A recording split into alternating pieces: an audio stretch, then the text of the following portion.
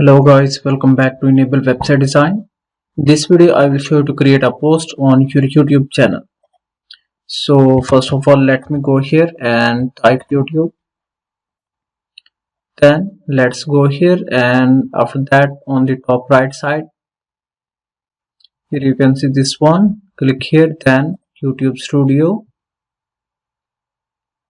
and now we have multiple options. We can upload videos, as well as here you can see this one, create post.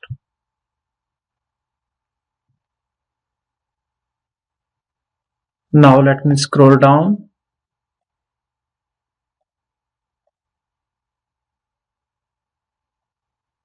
and here you can see this one.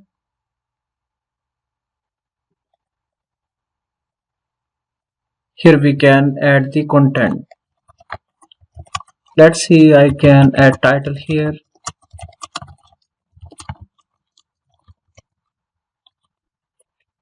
and then now let me add some description.